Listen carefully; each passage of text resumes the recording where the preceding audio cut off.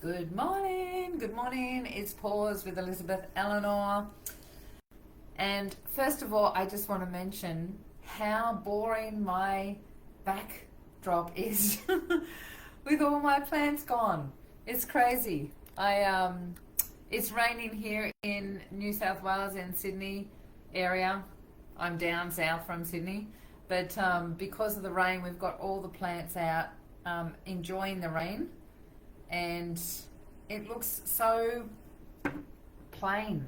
But anyway, these are the things. The plants wanted some food, so how are you? I would love for you to say hi in the chat and how you're going on a Tuesday morning. What's going on for you at this time of the year? We're halfway through the year. Can you imagine it? Halfway through the year. And I want to ask you, have you paused and taken an opportunity to reflect on what's going on for you right now and what it is that you really want to achieve by the end of the year? Because so many of us get to the end of the year and go, it's just like this conditioning, right? We get to the end of the year and go, wow, another year's gone. Isn't it crazy? It went so fast.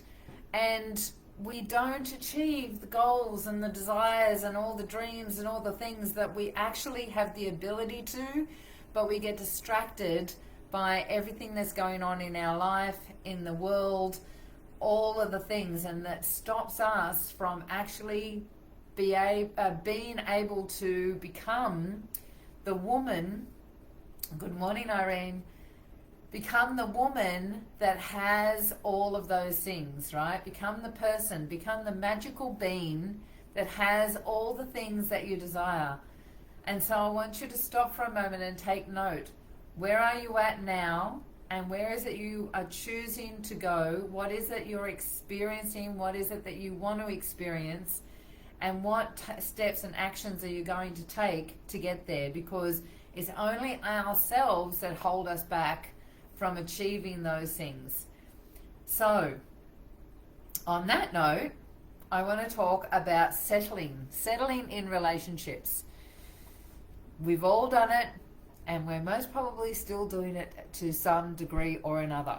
So, I know for me, before I met this beautiful man, Tim, before I met the love of my life, I was in 2 relationships. Now, I don't fall in love very easily.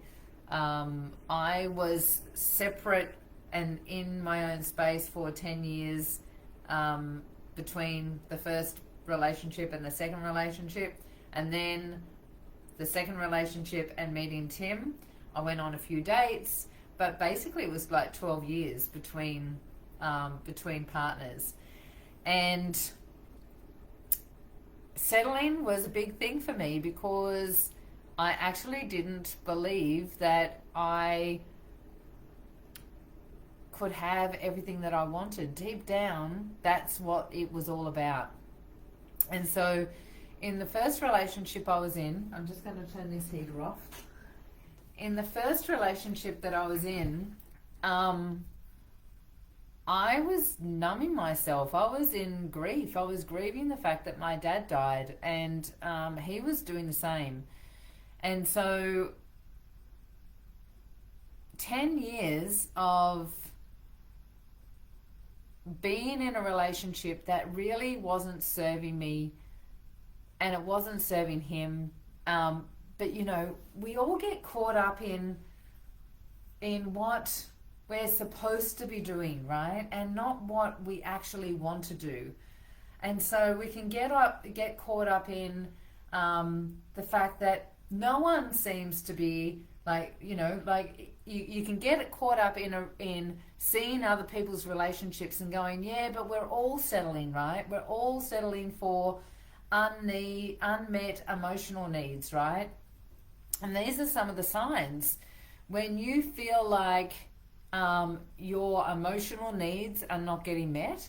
I know when I wanted to do things. We had this idea that we were going to travel.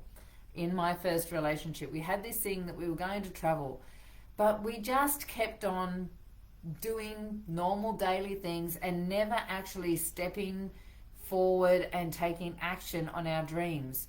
And every time I would bring it up, it would get sideswiped somehow, or there'd be an excuse, or when I wanted to move forward, when I was personally growing, every single time I read a book. Good morning, Ashley. Lovely to see you. Every time I read a book that brought some sort of emotional clarity to me or personal growth, and I would want to share it with my partner, he would condemn the book, he would put it down, he would gaslight me.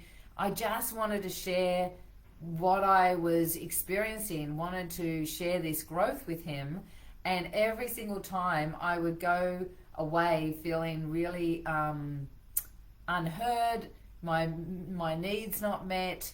I just felt really downtrodden in that relationship.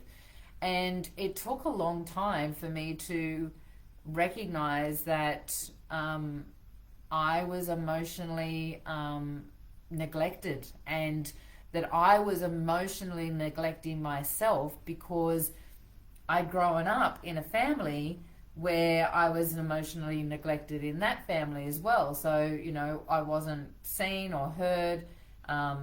When I was feeling sad or depressed or anxious about something, no one was there to support me in it, to make me feel better.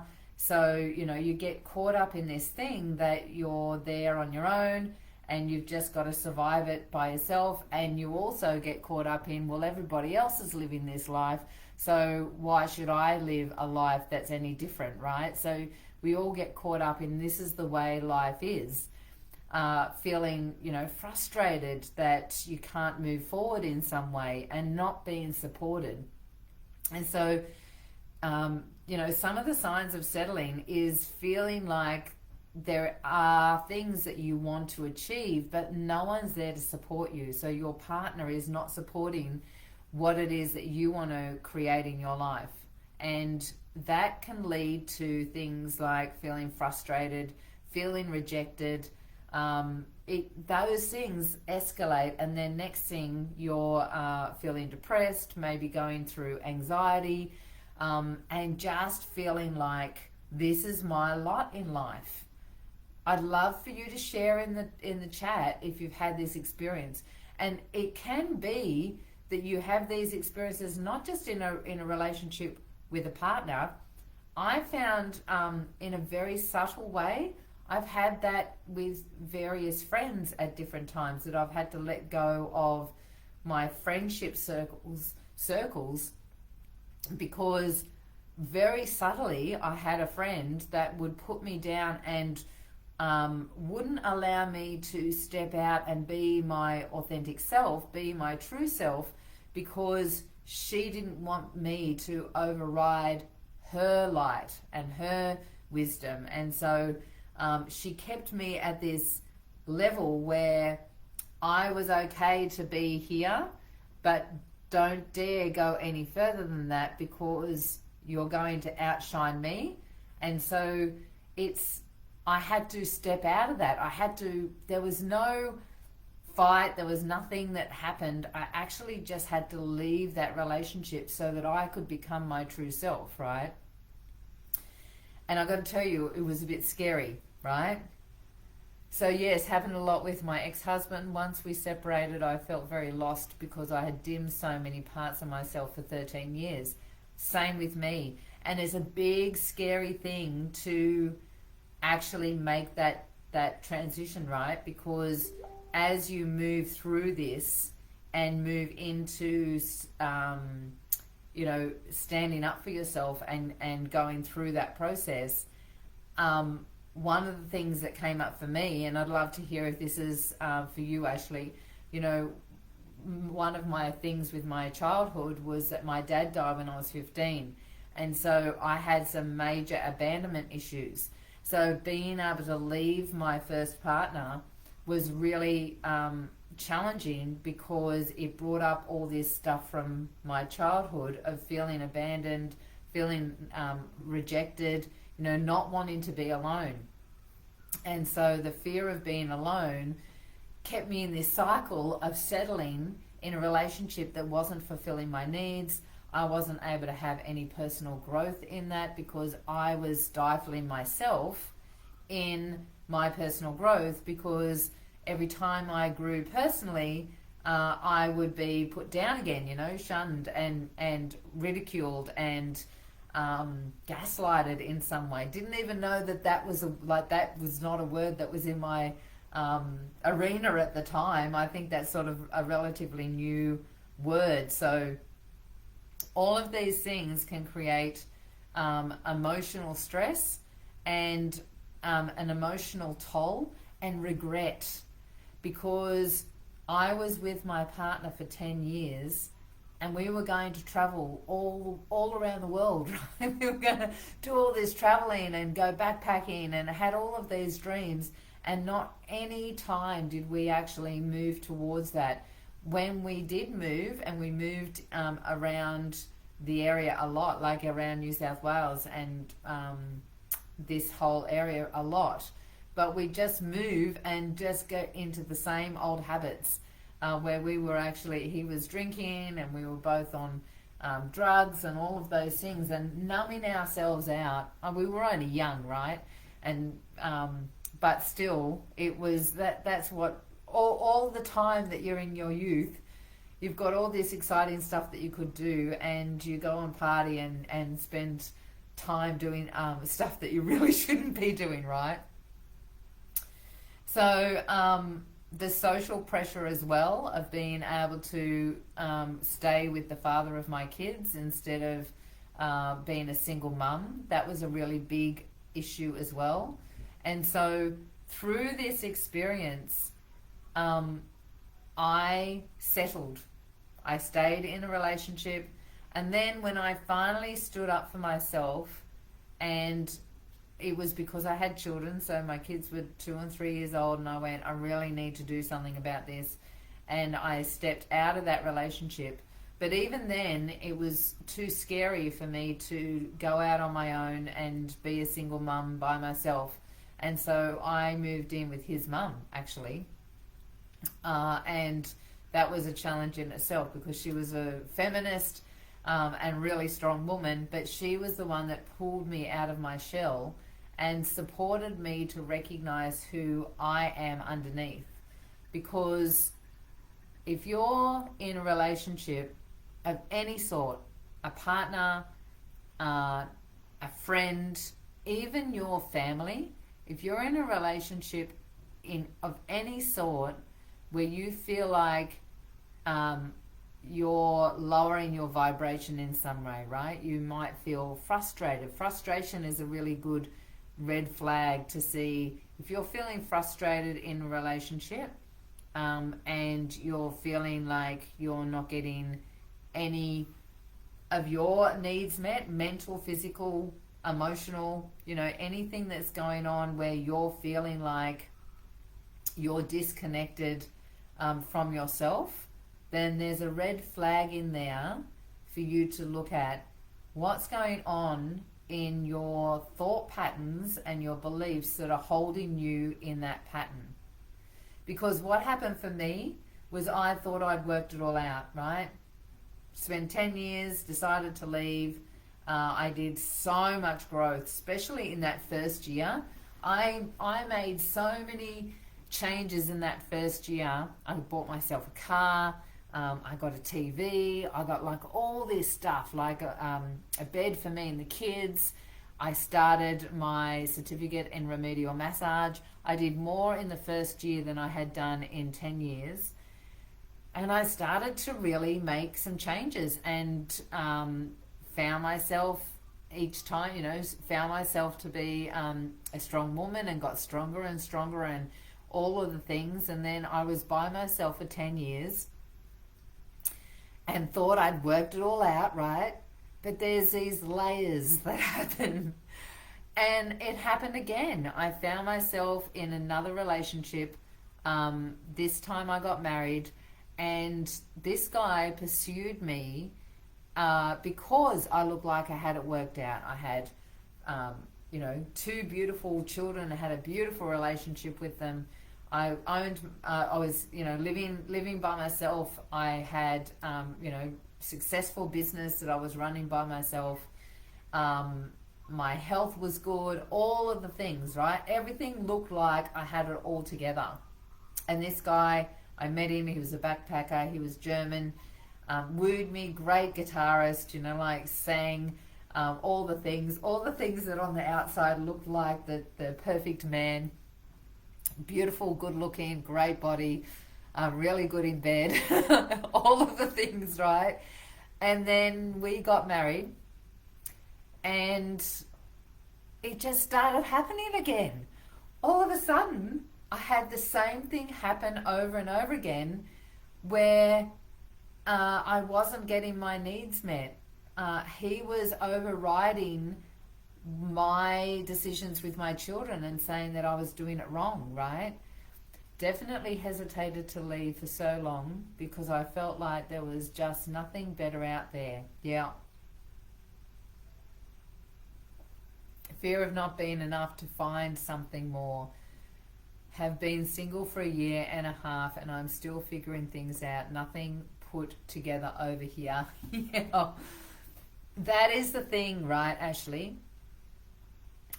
We have been conditioned to believe that there's nothing else out there. And when we've got that, because that's a world belief. I remember, when I separated from Toby, that relationship, as I was saying, it was like over and over. I was like, this is like Groundhog Day. How come this is happening again? And I had to, I then, again, go into my own personal, what am I doing wrong? In that relationship, I actually started going, maybe I've got too high expectations, and that I need, maybe I need to do something about being a strong woman. Like there was all these things that were coming up for me on maybe it's me, right? And it was me, because it always is us, right? It's internally, it's our beliefs, it's old patterns of behavior, so things from our childhood, not getting things like needs met as a child. What happens is those things are then locked into our unconscious, and our unconscious now has a belief that we're not good enough, right? And that's why we settle. Those thoughts, Ashley, like you were saying, of nothing better out there.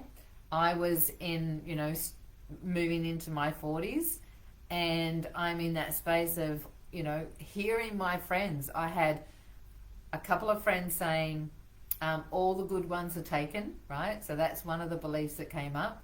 I had a friend of mine that was a spiritual psychologist, right? She was a psychologist and she had the spiritual side as well. I remember she told me, us healers are destined to live by ourselves, not to be in a relationship, because of being a healer, we had to be by ourselves, right? That was a hard one for me to actually shift, because that used to come up over and over again. Like, oh, maybe I'm supposed to be by myself, right? Then like you just hear these things outside of yourself, and then internally there's nothing else out there. And then you go on these dating apps, oh my gosh, and that then confirms that there's nothing else out there, because there's so much trash out there. Empaths always attract narcissistic people. Yeah, it's so true.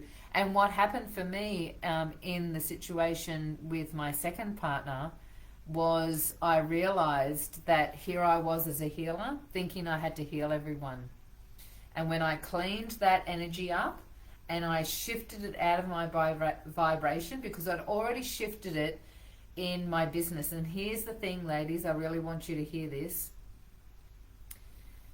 We have layers. Life is not just black and white. There's a lot of gray area in our life.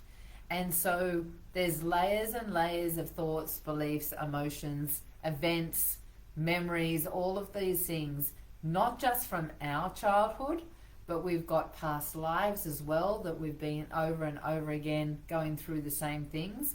And on top of that, as if that's not enough, we have in our DNA our genetic disposition to these things as well. So if our grandmother's grandmother's grandmother's grandmother had the same experience, then it can be locked into our DNA, and we have a disposition of not good enough, or not worthy, or don't belong, or incapable. I know my one is definitely don't belong, and not and incapable.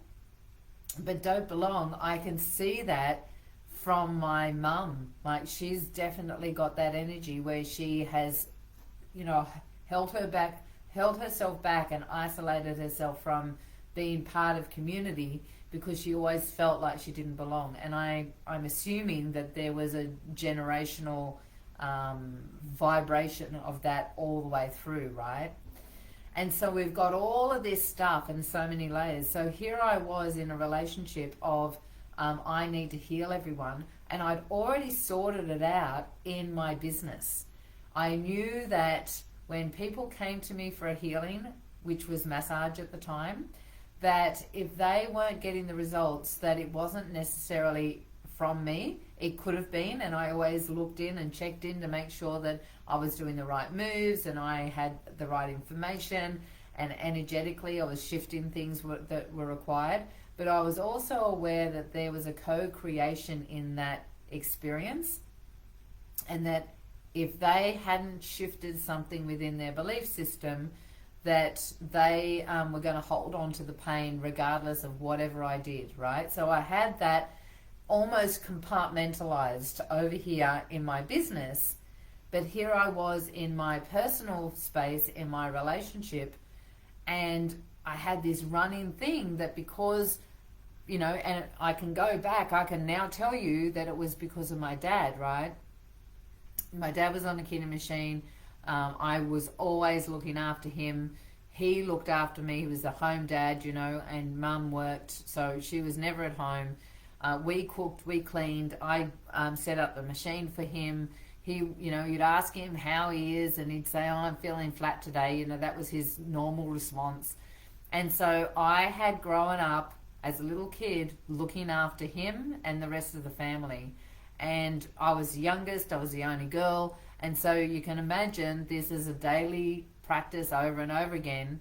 And so unconsciously, here I am as a adult with this running commentary in my head that it's important for me to look after my men, right?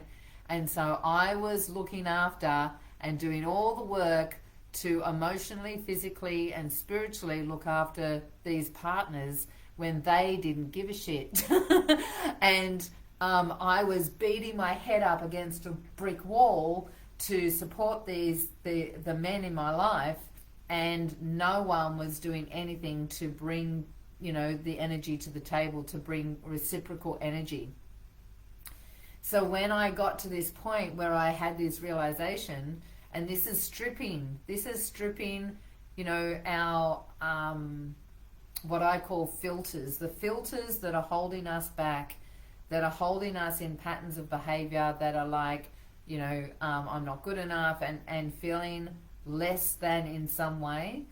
When you strip those things, you can find your true essence internally, and you become more and more of your magical being, like your magical self.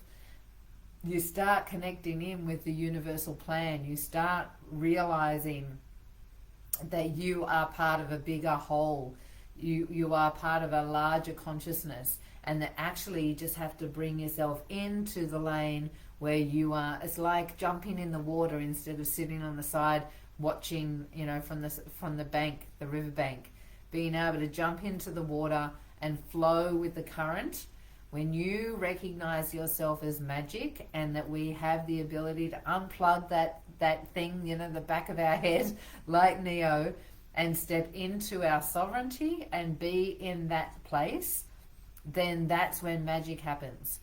And so when I recognized that in my second relationship, I went home, like literally, as soon as I realized that I didn't have to heal him, and that actually what I was doing was respecting him to have the choice to not heal if he didn't want to. And who was I to make that decision for him? I said goodbye to him. We separated. That was a bit of a messy thing because he didn't want to separate from me. But we separated. I turned 40. He got with a 21-year-old the day that I was having my birthday party. That was another process I had to go through, right? But what happened was, through that process, I've never experienced another relationship where I had to look after that person. In fact, to even clean that up even more, through that process, I have had men that are wounded because, man, when you think about it, and to be honest, we're all wounded in some way, right? What happened was I didn't take that wound on. I allowed them to be wounded without thinking that I've got to look after them, and stepping in and taking action on that. And so through that experience, I then, attracted this beautiful man that takes ownership for his own stuff. We talk about it, but I don't feel like I own his stuff and he doesn't feel like he owns mine. But together, we support each other emotionally, mentally, physically through the whole process. And so, there are men out there, right? There are men out there, Ashley. And so through this experience, that's what I'm here for. I'm here to support as many people as possible to recognize themselves and their true spirit, their pure spirit underneath all this junk, all the stuff that holds us back in our identity that makes us think that we're separate in some way. And so one of the things that we're doing these monthly mixes, right? So once a month, we have a free event, and because I like having fun. I'm one to play around with things. It excites me. It keeps me going. It motivates me. And so this monthly mixer we're doing, because if you've been hanging around for a while, you know that we've got this beautiful Alice that has been sort of created as I've gone along in my business, right? I've had this Alice as my client avatar, they call it, right? And it's something that you do in business. What's your ideal client's name? And Alice just came to me years ago. And so through this process, Alice has actually become a bit of an identity, and I've recognized that actually Alice is similar, not the same, but similar to Alice in Wonderland. She's got an energy of, etheric spirituality, and she's got this really high vibrational, adult Alice energy to her, similar to the Alice in Tim Burton, but still a little bit more higher energy.